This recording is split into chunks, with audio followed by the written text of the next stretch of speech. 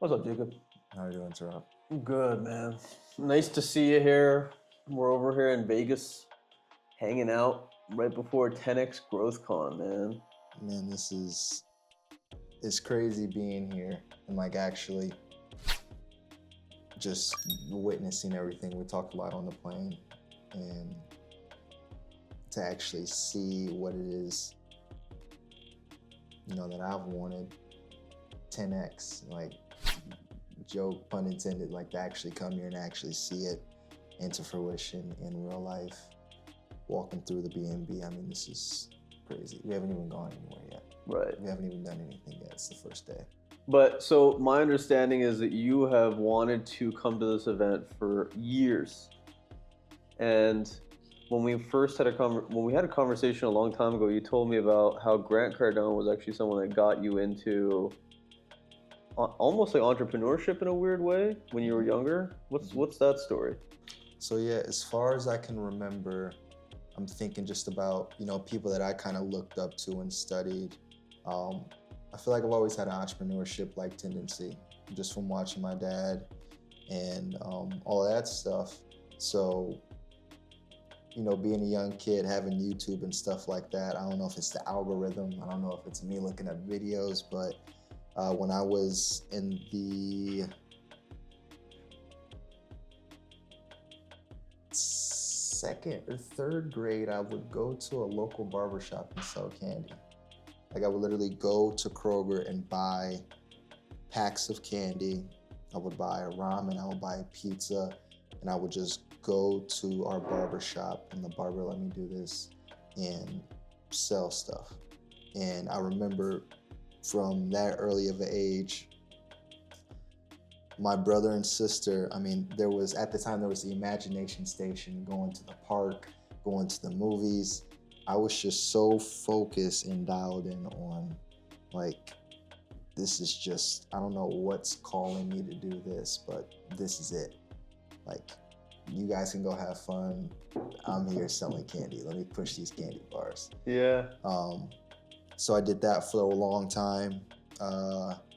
Then I got to about, sixth grade, and I got old enough, and our house was literally on the street, and at the end of the street, there was a country club. And I got to a certain age, and my dad was like, hey, you and your brother should probably check out caddying. Like, I've never done it. I don't know anything about it, but I know it exists. You're right here at a country club. It's a 5-minute walk. You should go check it out. I get older, and eventually, I kind of grow out of the candy phase, and it's like, you gotta do something else. Like, you gotta grow. So I go to the country club, I start caddying, and being at a country club, especially one like Toledo Country Club, it's really exclusive, right? They got 3 holes on the Maumee River. It's a beautiful sight. Our house is just about connected, like it's all I've ever known. And just being in that vicinity and talking to people of that class, it was just like business, business, business. Like business, business, business, business, business. That's just what it is. It's all I've ever known. So it's like, okay, business is the way to go. And your dad had the wisdom enough to be like, my kids should be around people that are talking this stuff all the time. Oh yeah. And that necessarily will get them to think about the things that I want them to think about. Oh yeah. Right? Yeah. So, we go through that. I'm at the country club, Toledo Country Club, for years. I caddy. I start working bag room. I get old enough. I'm like an actual employee. So I kind of got a chance to make a choice. It's like, okay, you can go out and caddy, and you can have 4 hours with these people, and you can get to know them. You can ask them whatever questions you want. And that's pretty cool. You can make a little bit of money doing that. Or you get to go and work, and you can meet as many people at the country club as possible.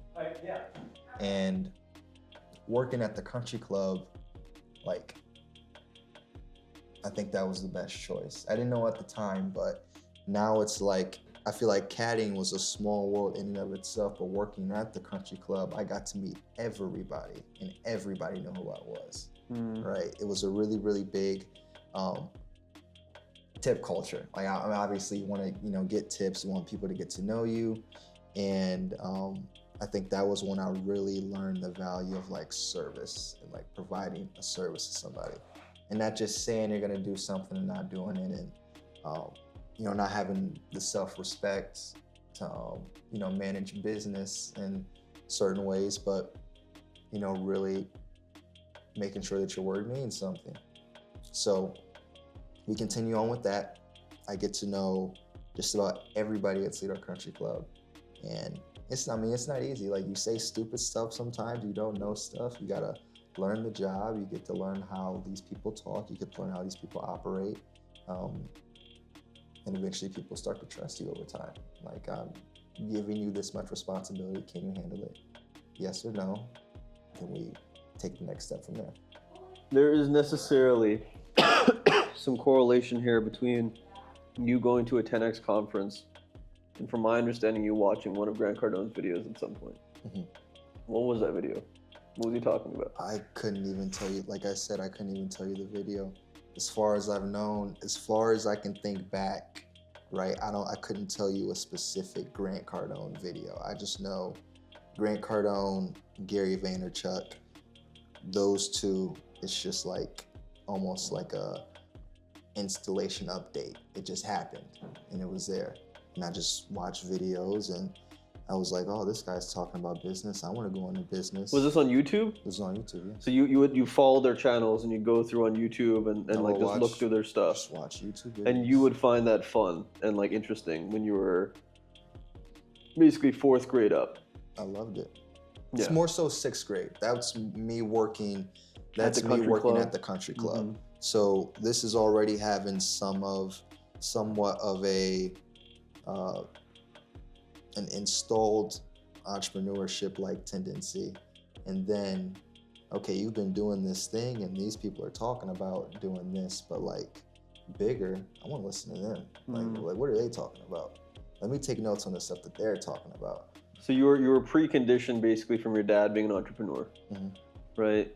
You started selling this candy, you started getting into content that necessarily also contributes to business. You started getting into environments that contribute to you learning business from people that are older than you, and obviously learning the beauties of communication. And in a tip culture, which means that you need to, the better you are at communicating and the better you are at executing, the more you get paid, right? So there's necessarily this whole, you were raised in an ecosystem of essentially an entrepreneur, mm-hmm. in some ways. Okay, fast forward, okay. Right? You've now gone through high school. You're very well through college, right? You are working as an insurance agent for one of the biggest firms in the world, and you're trying your very, very best to build this personal brand and to get all these connections and to really try to make the most out of your upbringing, your life, right?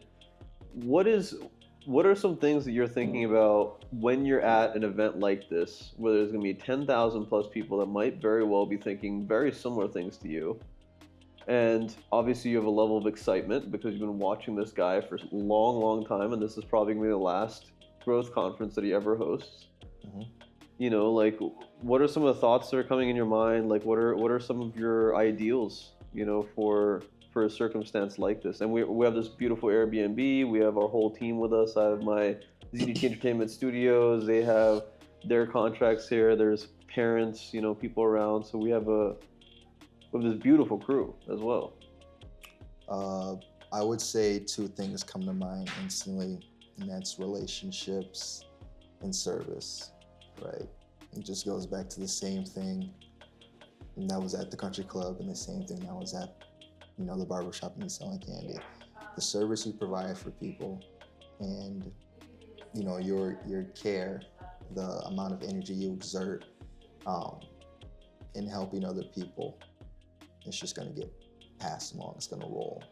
I was talking to a friend earlier, and she said there's like a box of your life. You're in the middle of the box. Everything you say is going to pin right back to you. As soon as you speak it, it's going to bounce back and hit you. So it's like what you put out there is going to come right back onto you. If you do good business, if you have good service, if you try to do more for other people than they do for you, eventually at one point in time, that's going to bounce right back. If you want to slime people, or if you want to scam, or if you want to short somebody, eventually, surely it's going to come right back and hit you. And the world isn't fair. So sometimes, people that do good get shorted or slimed out. Sometimes people that are slimy get a good hand. But it's like, you kind of can't control what happens to you. You can control how you react to it. So it's like taking a look at everything, internalizing it, and thinking about who it is and what it is that you want to do and what you stand for.